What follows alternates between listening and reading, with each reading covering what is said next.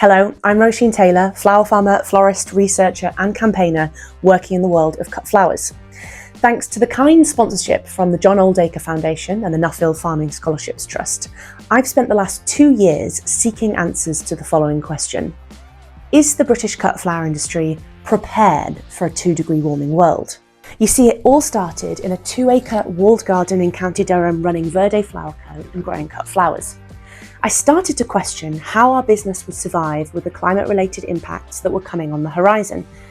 And then, in 2022, we faced back-to-back storms, unprecedented temperatures, and drought and flooding that destroyed lots of our infrastructure and impacted our business.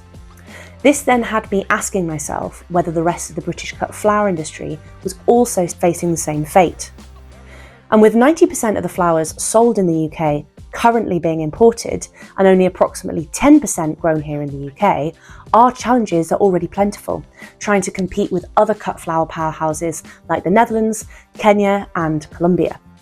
So then, how do we grow and develop the sector to ensure it thrives when the instability and unpredictability of climate change is not just hammering our infrastructure and growing conditions, but also our pockets? This research focused on how we are able to become more resilient as growers and business owners in the face of extreme and unpredictable climate change, rather than simply focusing on emissions reduction. In accepting that we're going to need to adapt to the changes in the UK in the next few decades, I could explore the international cut flower trade through the lens of that change. I started out in the UK from major bulb and bunch producers in Scotland to glasshouse growers and florists in southern England. And everyone was aligned on 3 key things.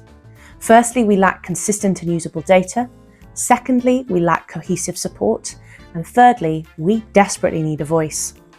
But what worries me most about the British cut flower industry is just how little we're thinking about the onset of climate change and its impacts. But soon the impacts of erratic weather events will be a much larger percentage of our overall economic problems that we face. Cycling around the Netherlands to meet some of the UK's largest competitors was fascinating.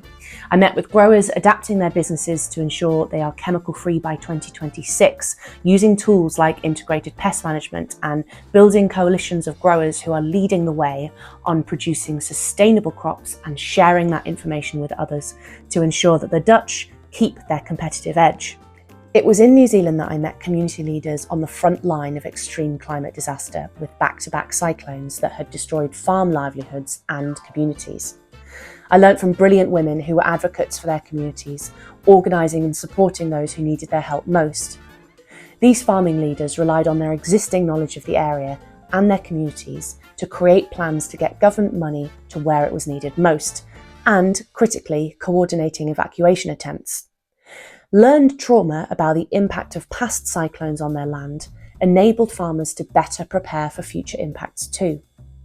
The wine industry in New Zealand taught me about the importance of right plant, right place, of crops and foliage that support the land and protect it from shock, whether that is through supporting the soil structure, supporting and increasing biodiversity, protecting it from flooding, or simply providing a crop that is more adaptable. The wine industry showed how taking climate-related research and sharing it with farmers was absolutely critical to their survival. On the heels of major life-changing floods and subsequent political upheaval, I arrived in Kenya to visit our cut flower producers in the major flower-producing region of Naivasha. Here I met with water campaigners, growers and advocates to understand the impact of the cut flower production on communities and the local environment.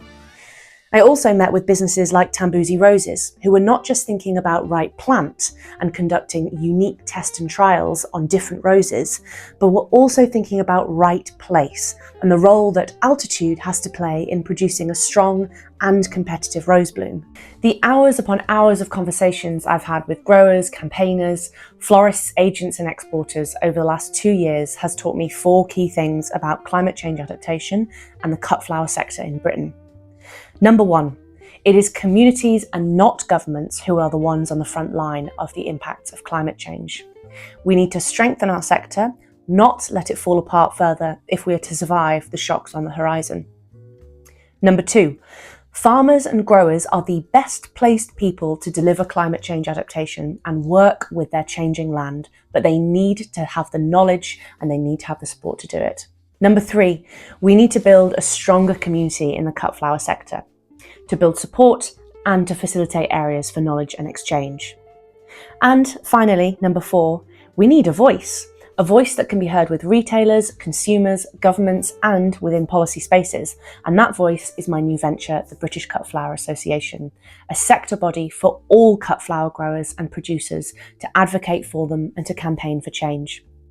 If you'd like to learn more about my research and hear the stories of the incredible people that I met around the world, then you can read my full report, which is available now.